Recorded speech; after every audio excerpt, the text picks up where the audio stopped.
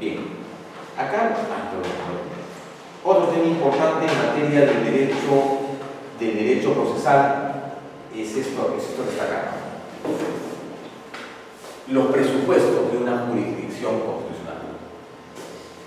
Para aclarar, para los que recién se han venido, esto de acá es algunos ítems importantes en materia histórica. Y lo que hemos llegado el día de hoy a la altura de esta clase es esto, ¿no? ¿Qué significa el derecho procesal constitucional? La ciencia jurídica que estudia ¿qué cosa? La naturaleza de la Constitución. Ah, perfecto. Pero en este modelo tenemos que el derecho procesal, para hacer una suerte de resumen, que el derecho procesal constitucional, ¿de acuerdo? ¿Qué estudia? Básicamente tres cosas. Número uno, la magistratura constitucional. Número dos, los procesos constitucionales.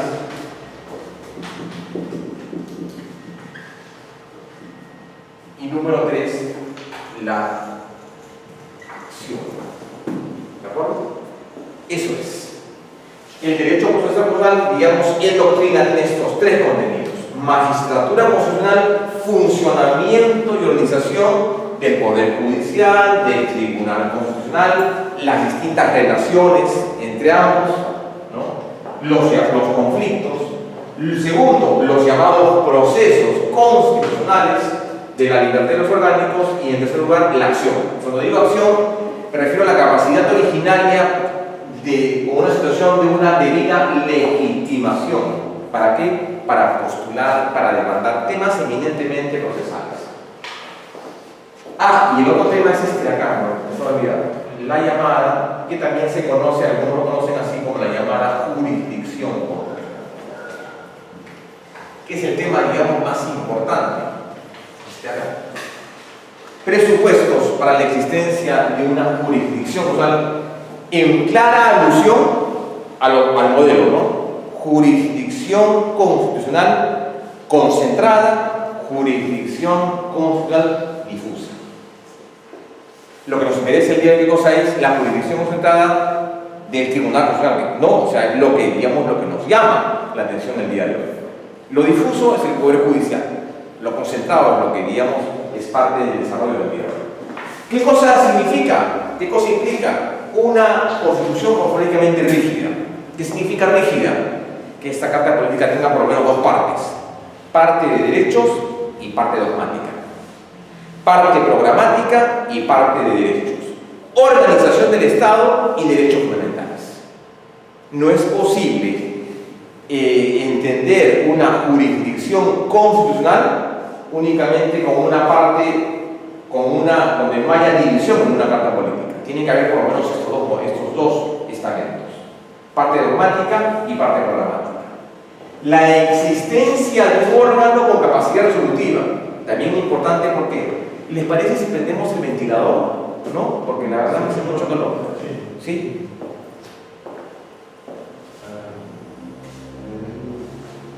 ¿Funcionará esto?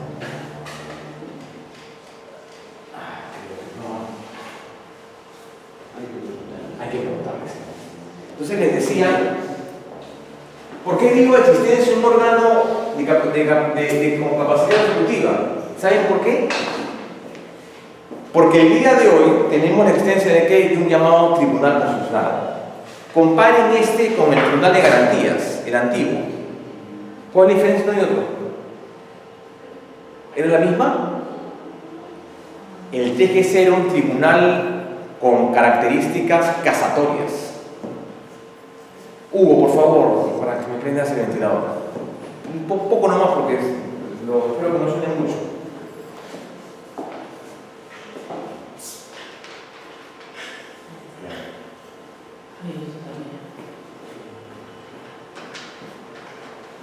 ¿Tenía qué cosa? Características casatorias. Recuerden ustedes que el Tribunal de Garantías Locales, ¿qué cosa recibía? El recurso de casación, el recurso ordinario de casación. ¿Y qué hacía el Tribunal de Garantías? Quebraba la sentencia, ¿no? Evaluaba el caso y decía, acá se ha afectado el debido proceso, acá se ha afectado los elementos de la casación, y que decía, claro, ordena hacia abajo que aplique, que quiebre, y el de abajo que tenía que hacer, emitir una sentencia conforme a la jurisprudencia. ¿El TC hace eso? El TC, ¿qué cosa hace? Conoce el caso y resuelve. Por eso no es un órgano de resolución, es un órgano de instancia, un órgano de fallo. Esa es la diferencia entre el otro. El tribunal falla, resuelve en definitiva en última instancia. El TGC, ¿qué cosa? Es un tribunal, ¿de qué cosa? De corte casatorio. Y la existencia de los procesos y procedimientos de defensa de los derechos fundamentales. ¿Acá qué cosa? Dos tipos de procesos. Procesos orgánicos y procesos de la libertad. Los procesos orgánicos para garantizar la coherencia y la supremacía de la Constitución, y los procesos de la libertad garantizados para la efectiva defensa de los derechos fundamentales. El modelo está dado en concordancia con lo que plantea en su momento el llamado Código Procesal, el artículo 1. La finalidad del código es garantizar la plena eficacia de la Constitución y la eficacia de los derechos fundamentales. Y en ese orden es que se establecen estas tres exigencias. Otro concepto acá interesante a tomar en cuenta es los ámbitos de la jurisdicción de la Constitución. Ámbito orgánico, ámbito de la plena libertad, ámbito de los conflictos competenciales. Debemos entender que ya cuando el Perú asume a partir del 2004 la existencia de un código procesal constitucional, quiere decir que hay una preocupación muy fuerte de qué cosa, de comenzar a conformar los conflictos orgánicos, conflictos competenciales y conflictos de la libertad, los procesos.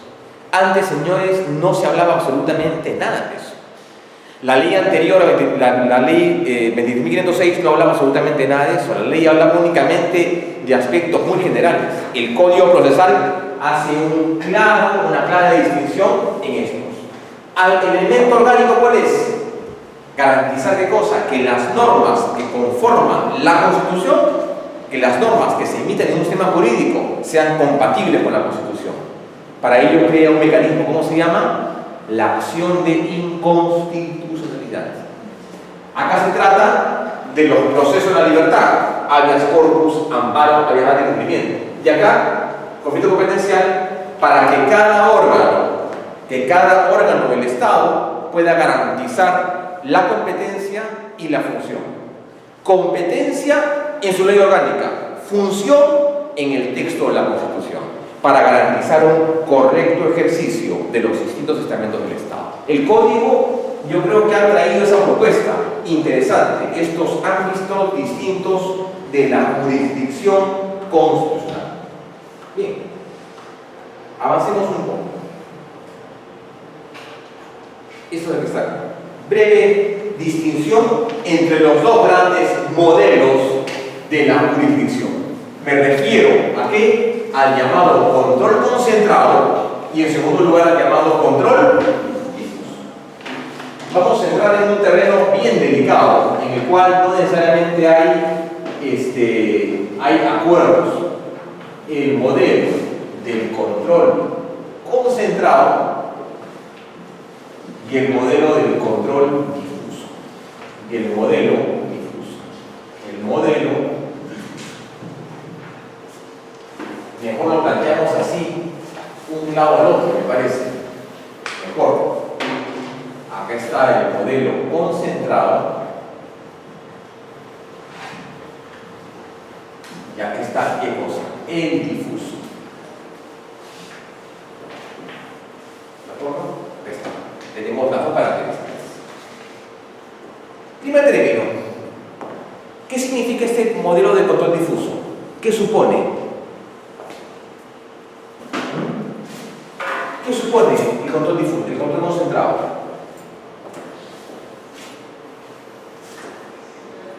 ¿La presencia de qué? tiene un tribunal independiente, ¿no? Preestablecido. Perfecto. O sea, acá, este control lo ejerce ¿qué cosa? El TC. ¿Y el control difuso? El Poder Judicial. Pero ok, el TC tampoco, el TC puede hacer control difuso también. También, claro. Claro. ¿Alguna vez lo ha hecho o no? ¿Se acuerdan cuándo o no? ¿Se acuerdan cuándo o no? En la llamada sentencia de la interpretación auténtica, ¿no? ¿Se acuerdan o no? El tribunal conoció el control difuso. Ejerció el control difuso a falta de hacer efectivo un control concentrado. Porque recuerdan ustedes que en esa época, y esta explicación la voy a hacer muy pero muy sintética, la ley orgánica, el tribunal le decía, tú puedes resolver esta demanda con 5 de 6 votos. 5 de 7 votos. Y en esa época el tribunal ¿cuántos tenía? ¿Cuántos miembros tenía? 3. ¿Se podía o no se podía? No se podía. ¿Qué hizo el tribunal? Se apartó de la ley para aplicar ¿qué cosa? Un reglamento normativo. En el fondo, el control difuso es eso, ¿no? Entonces, el tribunal ejerce control concentrado y control difuso. En el caso del control concentrado, dice, en el caso del control concentrado, tiene efectos su decisión. ¿Qué tiene efectos qué? ¿Para todos? ¿Para particulares? Para todos. ¿Cómo se llama ese control? ¿Ese efecto? O sea, la decisión de un TC se aplica de manera general ¿para quiénes? ¿Para todos? ¿Ah? ¿Se aplica? ¿Para todos? ¿Cómo se denomina esa condición? ¿Ah? ¿Erga omnes o interpartes? Se aplica, ¿no? La decisión, entonces, los efectos de la decisión será ¿qué cosa? Erga omnes. Erga omnes. Mientras que en el control difuso, ¿cómo se da la decisión? Interpartes. Interpartes. Erga omnes e interpartes. Pero eso, ojo con esto, vamos a encontrar acá una serie de criterios, señores, en los cuales una cosa es lo que dice la doctrina y otra cosa es lo que dice el código y otra cosa es lo que dice la jurisprudencia. ¿Esto es cierto? ¿Esto es absoluto? No, ¿verdad? ¿Por qué no es absoluto? Porque puede modificarse en el tiempo. Y hay algún caso interesante que podemos plantear que efectivamente dice, no señor, pero no siempre es erga omnes, eso también puede ser interpartes, o claro, porque yo digo acá lo siguiente, ¿no? Razonamiento de término de proceso. Acá yo diría, claro, eso solamente será en las AIs, ¿no? Y el interparte será ¿qué cosa? En el amparo, ¿no? Acá vincula quiénes. Y acá vincula quiénes. Pero eso es absoluto.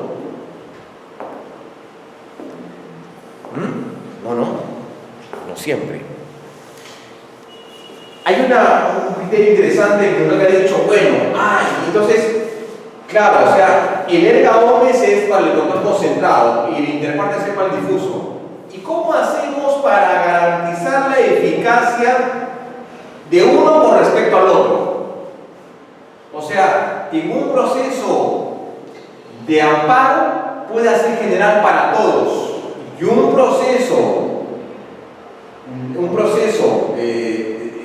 AI tiene efectos particulares. ¿Puede ser o no?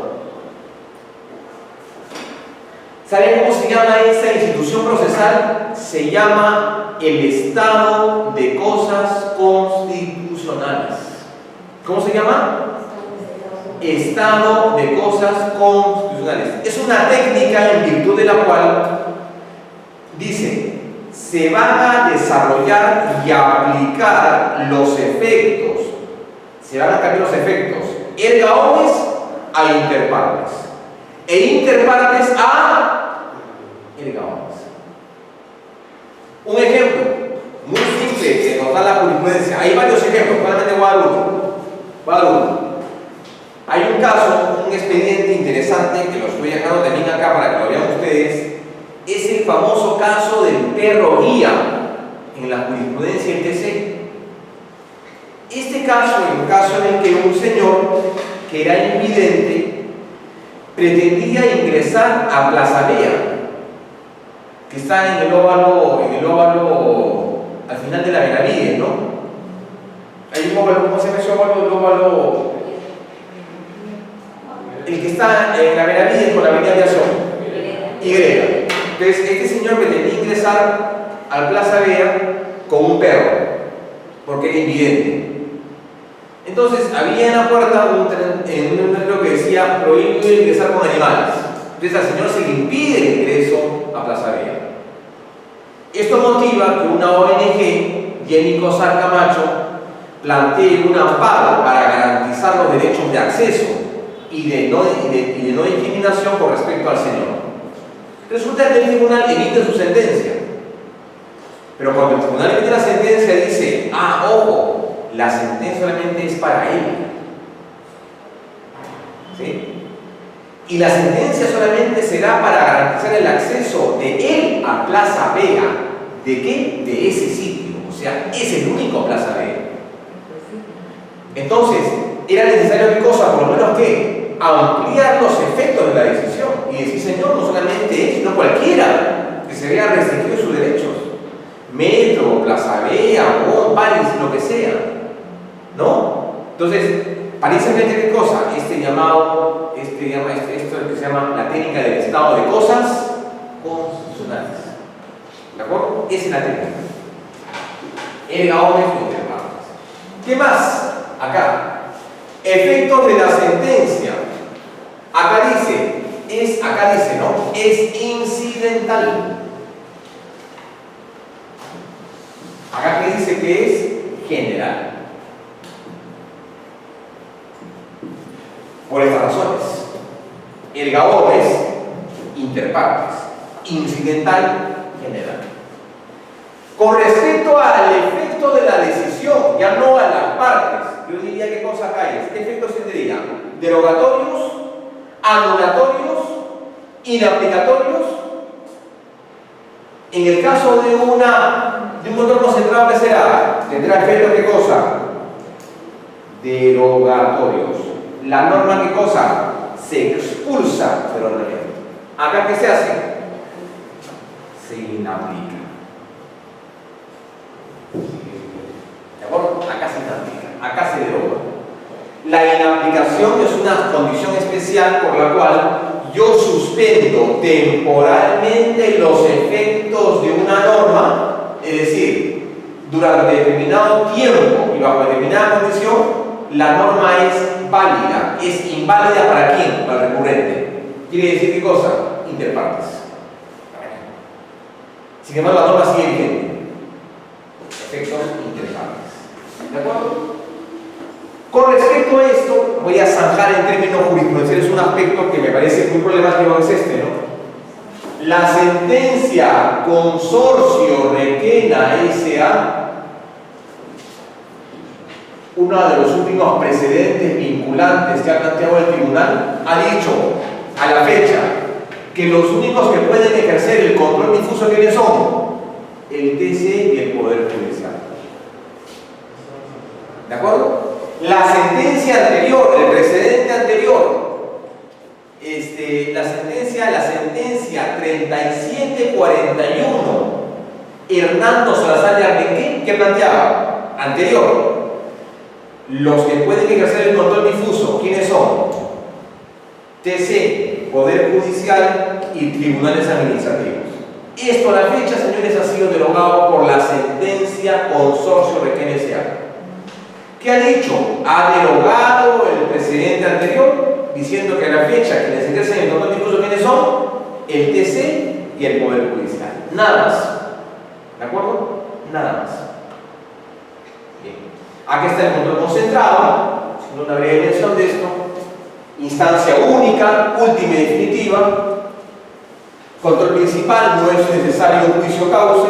¿Por qué? ¿Por qué no es necesario un juicio causa? Porque en el fondo esto se somete al interior ¿de qué? De una acción de inconstitucionalidad. Y no requieres un demandante. No es un proceso. La acción de inconstitucionalidad no es en sí un proceso. ¿Qué cosa es? Es el sometimiento inexorable de una consulta que hace cualquiera, un legitimado, y dice: señor del TC, pronúnciese sobre que esa norma es abierta, contraria a la Constitución. Nada más. ¿Por qué digo que no hay proceso? No hay medida cautelar, no hay excepción, no hay defensa previa, no hay nada. Planteo y el tribunal resuelve. No hay actividad procesal. Por eso no es un proceso como los otros. Control abstracto dice: analiza la norma de forma aislada y eficacia general. O sea, quiere decir qué cosa: erga omnes, efectos generales para todos. Sin perjuicio, como le dije hace un rato, de que se pueda también plantear esto, se puede aplicar el llamado estado de cosas constitucionales, ¿no? Así es. Así es. Bueno, a ver, y ahí tenemos una breve precisión acerca de lo que significa esto, ¿no? ¿Qué significa el concepto de los tribunales constitucionales? ¿Qué es un tribunal? ¿Qué es lo que hace un tribunal constitucional? ¿Y cuáles son sus dos funciones? ¿Qué hace un tribunal constitucional? ¿Para qué sirve? ¿Para qué sirve el tribunal constitucional? ¿Cuál es su función? ¿Dónde está? En puridad, en el artículo 200 de la Carta Política, el Tribunal Constitucional, ¿qué cosa es? El órgano de control de la Constitución. Primero, o sea, antes que todo, ¿qué cosa es el Tribunal Constitucional? Es un OCA. ¿Qué significa un OCA? Un órgano constitucional autónomo. Por lo cual, ¿qué cosa está? Adscrito a una ley orgánica. ¿Sí? Autónomo, independiente, funcional y normativo. Es la cabeza de la magistratura constitucional. Resuelve en última y definitiva instancia los conflictos constitucionales nacidos de la Constitución. Su decisión es obligatoria y vinculante. Perfecto.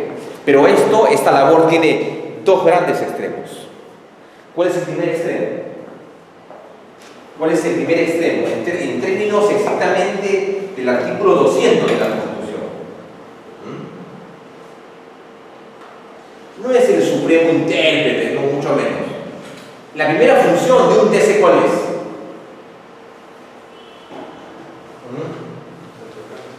¿Es qué? La primera función. Ojo, señores, cuando yo digo función, no me quiero hacer la distinción de función de competencia. Función, el objeto de un TC. El TC. Artículo 200 de la Constitución. Artículo 200 de la Constitución. A ver, dos cosas claras. Primero, ¿qué cosa hace? ¿Qué hace el Tribunal Constitucional? Es el órgano de control. ¿Qué cosa hace? Controla. Es el órgano de control de la Constitución.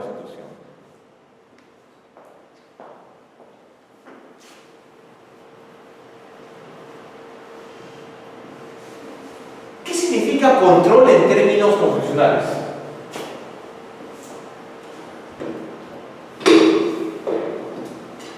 Es el conjunto de procedimientos, tanto políticos como institucionales, destinados a garantizar la vigencia y eficacia de la Constitución. Conjunto de procedimientos, tanto políticos como jurisdiccionales. Políticos, ¿cuál será? La I. El segundo, el amparo, el habeas corpus.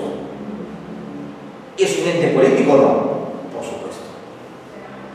La primera función de un tribunal, ¿qué cosa es? Órgano de control. Que ejerce el control constitucional. ¿Y qué significa este control social? Es el conjunto de procedimientos, tanto políticos como jurisdiccionales, garantizados y orientados a garantizar la vigencia de la Constitución y su normal funcionamiento. Control. ¿De acuerdo? Primera función, control. ¿Y la segunda cuál será?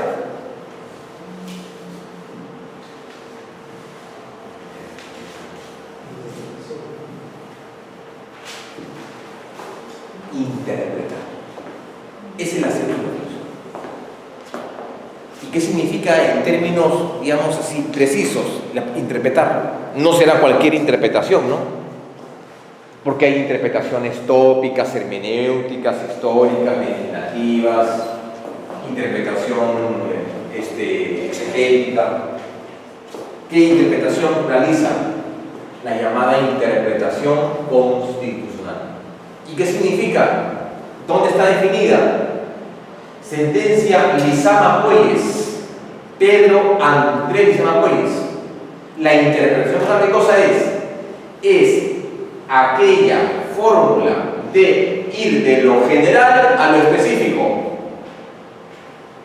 Determinar la función. Interpretar significa eso, ir de lo general a específico. ¿Y para qué usa esto? ¿Utiliza qué cosa? La llamada interpretación constitucional. Esta interpretación constitucional tiene, como ustedes han visto, tiene, como vamos a ver más adelante, tiene qué cosa? Principios, tiene criterios orientadores y estándares. Vamos a ver más adelante eso cuando vemos principios. Solamente quiero hablar. ¿Qué significa ser intérprete de la Constitución? Y lo dice esta interpretación desde tres perspectivas. Interpretación desde, hacia y para. Desde, hacia y para. Es una interpretación básicamente que tiene dos características para, digamos, hablar la idea. Interpretación fructuosa e interpretación previsora. ¿Por qué fructuosa? ¿Por qué fructuosa? El fruto de la interpretación es correcta, es válida. ¿En qué medida? En la medida en que optimiza, mejora, amplía el derecho. Con esto lo que quiero decir es que cualquier método que tú uses para interpretar, interpretación tópica, judicial, hermenéutica, lo que quieras, si al final tienes como insumo una mejor interpretación del derecho o una ampliación del mismo, la interpretación ¿qué cosa ha sido? Válida. La interpretación no sabe qué cosa es, fructuosa. Siempre está mejor en la expresión del derecho. ¿De acuerdo? Primera condición. ¿Y la otra cuál es? Previsora. La interpretación no sabe qué cosa tiene como consecuencia prevenir, evitar, resolver los conflictos en materia usual. ¿Por qué? Tiene una función eminentemente pacificadora. Dos funciones del tribunal. Controla e interpreta. ¿De acuerdo? Eso es lo que dice el artículo 2. En puridad. Ahora bien, no confundir. ¿Esta qué cosa es? Estas son las funciones. Estas son las funciones. Sin embargo, dentro de estas funciones encontramos las otras dos. Estas son las funciones, digamos, las funciones en el ámbito de su condición de, sin embargo, acá hay dos funciones más, que las vamos a poner así. ¿De acuerdo? ¿Cuál será? Número 1. Resolver las denegatorias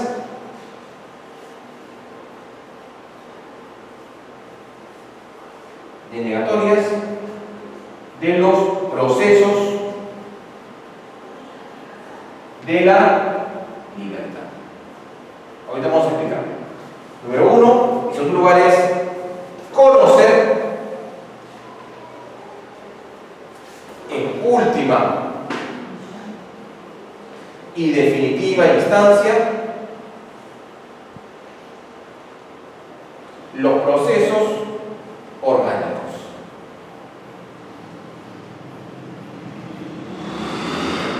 Primera función, resolver, conocer las denegatorias recaídas en los procesos de la libertad.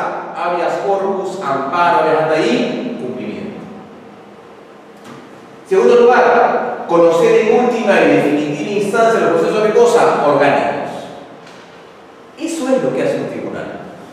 Controla, interpreta, resuelve de las denegatorias y además también conoce en última y definitiva instancia las acciones de constitucionalidad y los conflictos competenciales. ¿De acuerdo? Esa es la función de un tribunal.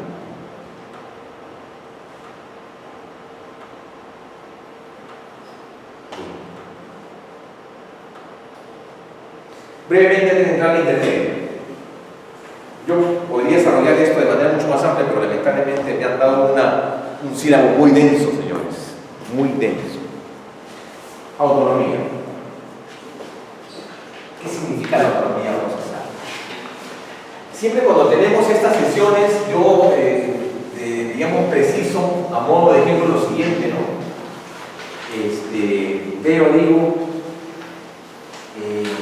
Veo una sentencia del TC y digo,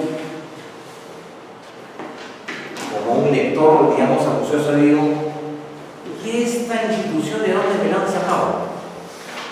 ¿Les ha pasado o no? ¿Y esto de dónde me han sacado? No está en el código, ¿no? Veo, por ejemplo, una sentencia, el tribunal resuelve un amicus curiae, dice. Ha permitido un amicus curiae, amigo de la corte, ¿no? ¿Y dónde está el amicus curiae en el código? No está, ¿no? Veo otro caso, por ejemplo, el tribunal ha explicado en esa sentencia el llamado estado de cosas constitucionales, ¿no? ¿Y dónde está el estado de cosas? No está en el código. ¿Estamos de acuerdo? No está en el código. El tribunal ha desarrollado una figura última que se llama el amparo por saldo. Yo digo, que novedad, ¿no? Amparo por saldo. ¿Dónde está eso? El tribunal en este caso ha desarrollado el llamado prospective overruling. ¿Y dónde está? No está en el código. Tengan ustedes la plena seguridad que si eso ocurriera en materia de derecho penal, a ese juez al día siguiente lo vota. Porque el juez no puede crear una figura, pues, ¿no? Y el juez no puede crear una figura. Entonces la pregunta es, ¿por qué el tribunal sí y el juez y el propio judicial no? O sea, no se me ocurre que un juez diga, bueno, crearemos esta figura pues nueva que le he traído de la jurisprudencia a un tribunal, por ejemplo, polaco, para que vea este caso. Pero el tribunal se lo puede hacer, ¿no? Te saca una institución, otro término por acá. Conforme va establecido una sentencia, el tribunal alemán, el tribunal italiano, el español, la corte colombiana. Entonces, y uno dice, pues, entonces, ¿qué cosa es? ¿No? Y eso, ¿qué es lo que te lleva directamente a eso? ¿Qué cosa es? ¿Qué significa la autonomía? Los temas son tan complicados, porque versan sobre principios, no sobre reglas. Y las reglas son categorías deontológicamente complejas, indefinibles. Por eso requiere que un TC aplique cierto margen de discrecionalidad.